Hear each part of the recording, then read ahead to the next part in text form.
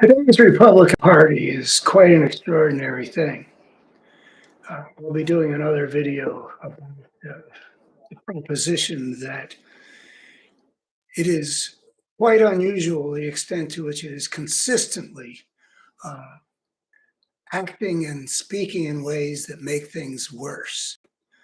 Uh, that's really quite unusual, and it's unprecedented uh, in American history for a major American party to be like this, so much of a force of brokenness.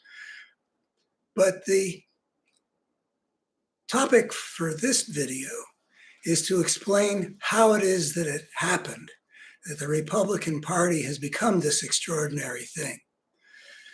And it's the kind of phenomenon that, of course, will have a lot of different answers, but I think this is a big piece of it. And let me introduce myself. I'm Andy Schmuckler. My work for more than well over a half century now has been trying to understand the forces at work in the human world. I've got a book over on this shoulder, The Parable of Tribes, The Problem of Power and Social Evolution, about one kind of force that's been problematic for human beings. And over the other shoulder, I've got what we're up against, a destructive force at work in our world and how we can defeat it, which is very much geared toward the American arena where fascism is threatening democracy. So I think about forces a lot. There are systems in our world that unfold over time in ways, and you got to how they unfold is a function of certain systemic forces. So here we are with the American political scene, and let's start with identifying a couple of forces that have consistently been a profound contributor to brokenness in the world, aspects of American civilization. And if we were to look at the America of the, say, post-Civil War era, I would say that there are two main forces of brokenness that you can see in the political realm. One is the force of industrial capitalism, the age of the robber barons, the sort of insatiable greed of the corporate system, had a lot of very negative effect on the quality of human life in America. And it was a force that was dominant in the Republican Party of the post-Civil War era. And I would say it was pretty dominant in the Republican Party that I first got to know when, Eisenhower and Taft in 1952 contesting over the Republican nomination, and both of them were basically pretty happy to make sure that the desires of corporate America are well taken care of. But that was sort of the situation in the late 19th century, and that gave rise to the progressive movement and then Teddy Roosevelt getting involved there. So that was a profound source of injustice and misallocation of resources and great inequalities of wealth and power. So that's one. The other big current of brokenness running through America from well before the Civil War and continuing into the post-Civil War era, Jim Crow, the lynchings and all that, was the racist force of white supremacy that invested a great deal of energy in oppressing Black people and enacting some fairly cruel dramas that white people inflicted on Black people. That was another one. A third one is is American imperialism, which both the North and the South and but I'll ignore that one. Let's just stick with the white supremacy force of brokenness that is embedded in American culture and passed on from generation to generation, and has a major impact on how people behave politically.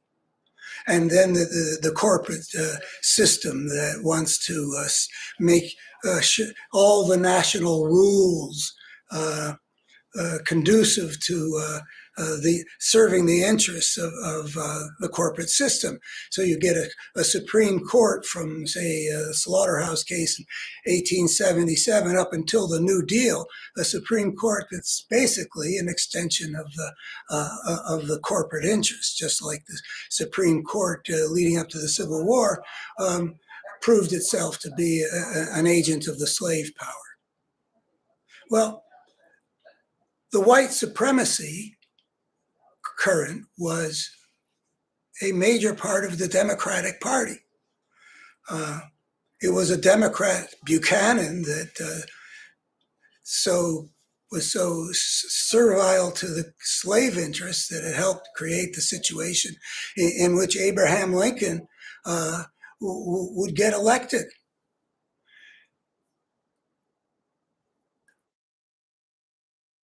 The slave party became the segregationist party, so that even up into my life, Democratic leaders had to cater to the desires or demands of the segregationists. It was just part of the price that Democrats would have to pay, even with somebody like FDR.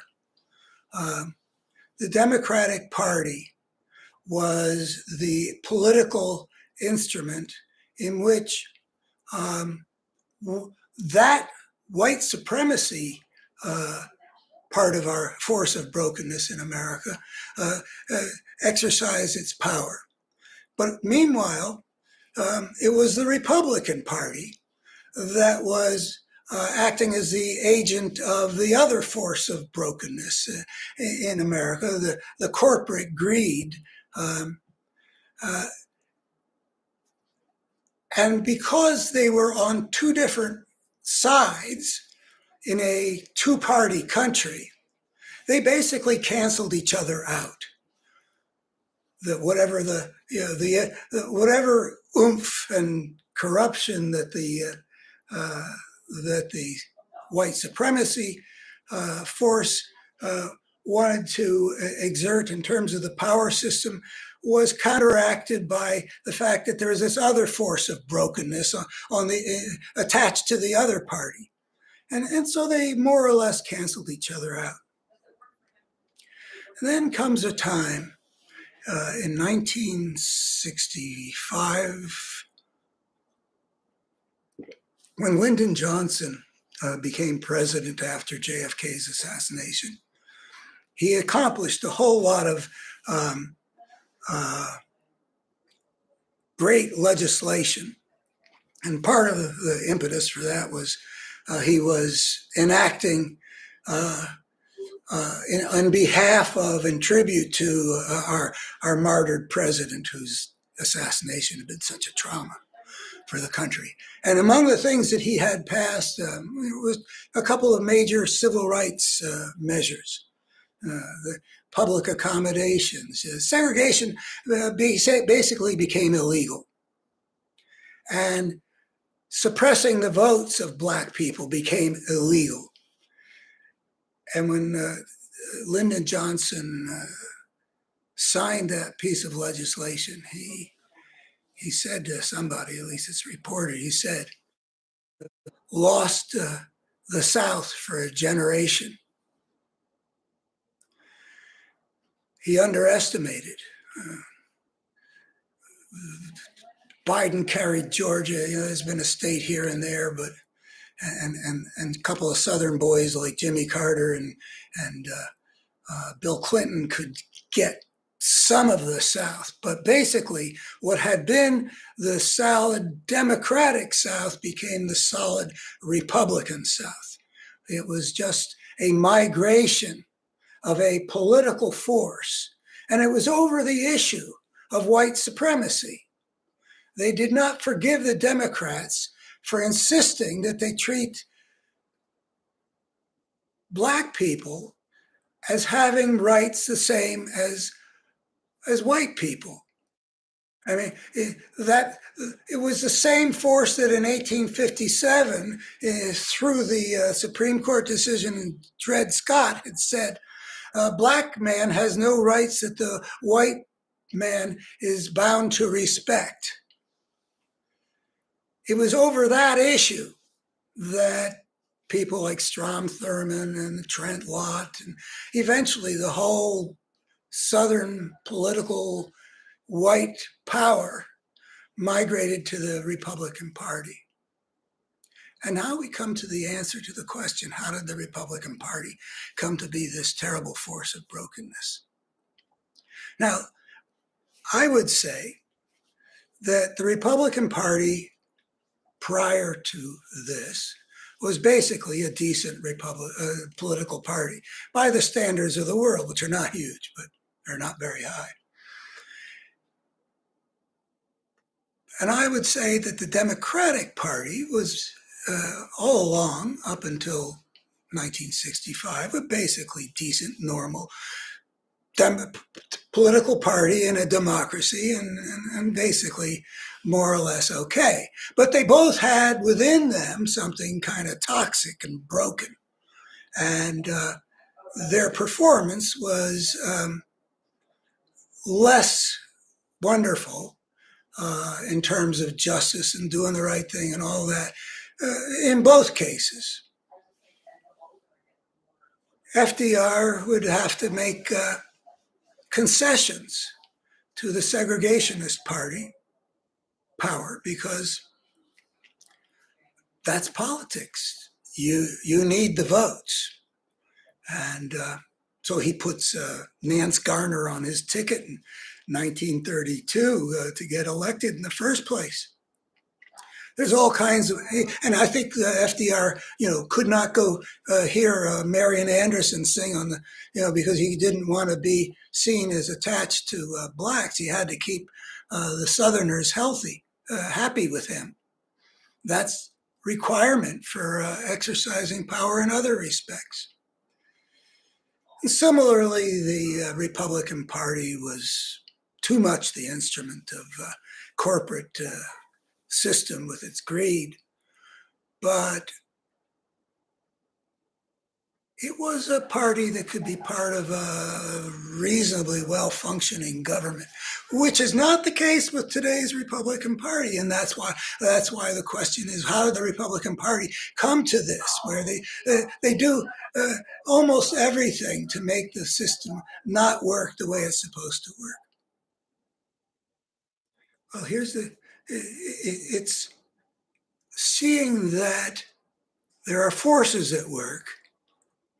And what we've had is that two forces that used to cancel each other out find themselves now under the same tent. The migration of the whites into the Republican Party made them allies with the corporate power that was the other big force of brokenness. And forces that form alliance are kind of additive. What hadn't been able to really control the Republican Party, the corporate greed, now had an ally that strengthened it. It was an ally that used to not be able to control the Democratic Party too much, but now in alliance with the corporate greed could take over the Republican Party. And so what we've seen as the South became the solid Republican South is a gradual migration of the Republican Party from being a normal American political party with its mixture of virtues and vices, of doing good and doing evil. From being that mixture, gradually we can see that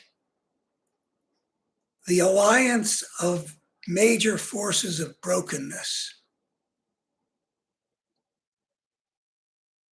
makes the force of brokenness, of which they are parts, capable of calling the shots. It's a takeover of a once respectable political party by a force which is a confluence of major components of American brokenness that are threaded through our whole history. We were fortunate when they canceled each other out. When they were able to join forces, we were facing a powerful threat. And it remains to be seen whether the forces of wholeness in America can defeat this thing that the Republican Party has become, which is essentially a pretty open force of fascism. So that's my answer to the question. And I encourage you, if you're interested in seeing more about how I see the play of forces shaping the human world, in particular, something I call a better human story, in which I claim to show that the ugliness we see in human history is not human nature writ large, that the step onto the path of civilization had some important, inevitable consequences that need to be recognized and dealt with. So my website is where you'll find that laid out as well as I can do. It's called A Better Human Story, one word, abetterhumanstory.org. Thanks for listening.